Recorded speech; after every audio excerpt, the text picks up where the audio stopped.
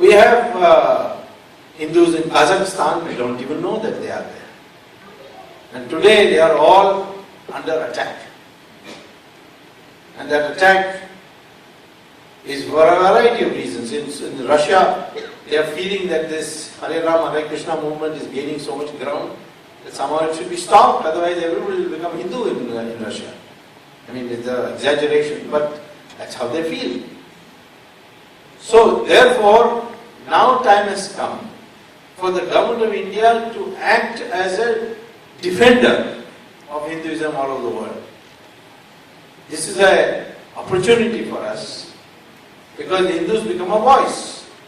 I'm happy in the United States you have something called Hindu American Foundation. And I think now it is being planned by people like Prasad Yalamanchi also, that they should also join in this kind of effort to influence the American senators and congressmen in defending the atrocities being done to the Hindus in various parts. For example, they have managed to get resolutions brought in on the treatment of Hindus in Bangladesh. You know, in 1947 there were 32% Hindus. Today it's down to 7%. The only scholar who is writing anything about it is sitting here.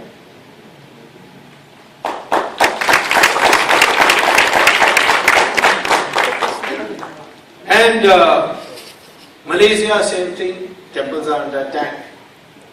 Indonesia. So you find this happening in Guyana, same thing happening. I think the government must take a stand. You think that if I demolish churches, the American government will not ask us what the International Council for Religious Freedom or something they have? Jayalalitha got one bill passed that no one shall convert using money or force or threat of divine displeasure. And if such a thing takes place, you will be, the conversion will be declared null and void. You will be surprised that the American Consul General visited her and said this is an unfriendly act.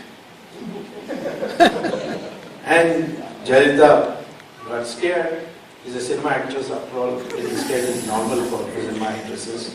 And she withdrew the bill. She withdrew the act. In other parts of India you have this act now. In Himachal you have this act. And the Christian organizations filed a case in court. So the Himachal government requested me to come and argue. And I went there to argue. And of course we are going to win the case. The judgment will come any day now. But the judge asked me one question. What is wrong if all Hindus decide to convert to, say, Islam or Christianity of their own free will? Is there anything wrong? I said there is only one problem with that. Our constitution says secularism, and our constitution also says secularism is part of the basic structure of the constitution, which means that there is a part of the constitution which no parliament can amend under any circumstance. Tomorrow no parliament can come and say that by majority vote we have decided that Sonia Gandhi will be the Queen of India. It's illegal per se, even if they have majority. 2/3 majority, even then they can't do this because democracy, republican constitution is a basic structure of the constitution. So one of the basic structures of the constitution is secularism.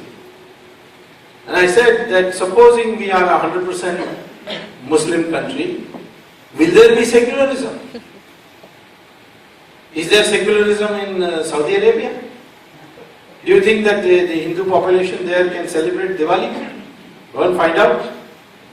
You may not be able to come back if you celebrate Diwali there. You can't even carry a photograph of Ramchandra ji in your pocket. You cannot have Satyanarayana Puja inside your house. Inside your house also you cannot do. And now they have just taken out a circular, Saudi Arabian government, saying that warning non-Muslim population of Saudi Arabia that in time of Ramzan, please don't demonstrate by going to restaurants and eating during the daytime. Because it offends the Muslim who has to observe a fast. But that's their country, they're doing it. You can't build a temple. You can build a temple here, but you can't build a temple in Saudi Arabia. So, consequently, I said that for India to remain secular, the minimum condition is that the overwhelming population of India must be Hindu, otherwise it will not be a secular country. And you want proof? See what happened in Kashmir. They are destroying temples every day. They have driven out 500,000 Hindus from the valley. The Pandits and Sikhs, Hindus and Sikhs. They've driven them out. They are in refugee camps. In your own country they are in refugee camps. Wherever you find Muslim population in majority, you will find this problem. What is happening in Assam? They are emerging as a near majority population. And there is rioting going on. They are cleaning up, like they cleaned up in Kashmir. What about in Mau in Uttar Pradesh? You can't celebrate Ramayana. You cannot have Ram songs for Ram during after Diwali in Mau in Uttar Pradesh. Or what about Kerala? Kerala, one Christian professor was setting an exam paper. He was Professor of English. He was setting an exam paper, Professor Joseph. And he was a lazy fellow, I think. He just saw a big article in the newspaper. He lifted that and put it in the question paper and said, correct the punctuation marks and grammar and syntax of this article. And in that article was one sentence derogatory to Muhammad. So in Kerala, the Shariat court met. Now Shariat court is illegal, but in Kerala, who is there to ask? They are part of the government now. The Muslim League. So the Shariat court met and said, this slander we cannot stomach, so this professor's hand should be cut off. Shariat court order. When he was going for a morning walk, 4 boys came and cut his hand off. And the Christian school, college, of which he was a professor, they even removed him from his professorship. The argument they give is that if we continued, maybe the Muslims will attack the college also. So therefore, for continuing the college, we have to remove it. Now this is happening in your country because Malappuram, all these things are Muslim majority. I don't blame the Muslims, their mind is clear. If they are majority, they'll kill you. If they are a minority, they will agitate. And if you are very strong, like in Australia, then they will surrender. In Australia, one Imam said that we don't like uniform civil code, we want our own Sharia. So the Prime Minister was a lady.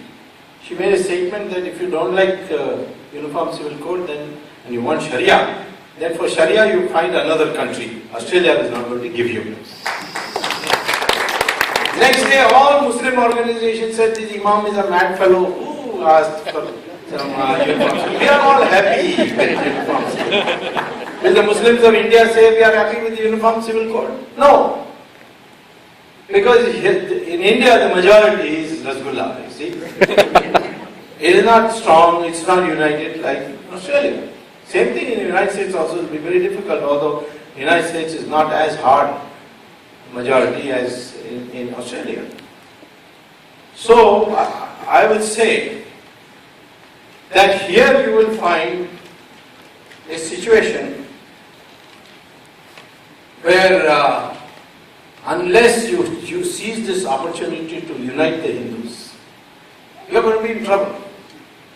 Wherever in India, wherever, no matter even if it's a small place. If those of you from Tamil Nadu, please go to Vellore. Near Vellore there is a town panchayat, which is called Mel Vishara. There 25% of the population in male Visharam town panchayat is scheduled castes. They are called Adi Dravidas. They came to see me one day. Said, please come to our town panchayat. So why? He says, for 20 years, 25 years, we have not got any civic amenities. Why? I said, because the male Visharam town panchayat is 75% Muslim, elections take place, they get 100% of the seats, and then they say, convert, or else no civic amenities for you. I said, that cannot be. They said, it is. I said, I got all the proof on, have you made petitions, applications, chief minister, MLA? They said, yes, they showed me this big of file. So I went there and I was shocked to see the Muslim area very well developed and the Hindu area, nothing. Roads, terrible condition, no schools, school building, whatever there was in dilapidated condition. And these people are growing palm. And what these people are doing is that the tanneries, water, they were diverting for irrigation to the palm thing, and they were withering away. So I went to the Madras High Court. And first when I argued, the Chief Justice couldn't believe it. He said, what is this?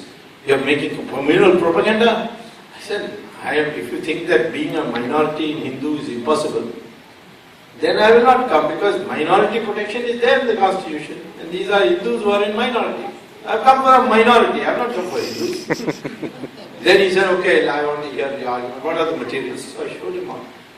The Chief Justice was so shocked that he finally gave a direction to the governor, set it right, this discrimination, otherwise I will order that male Visharam should be divided into two village panchayats, one Hindu and one Muslim, so that the Hindus can live with self-respect.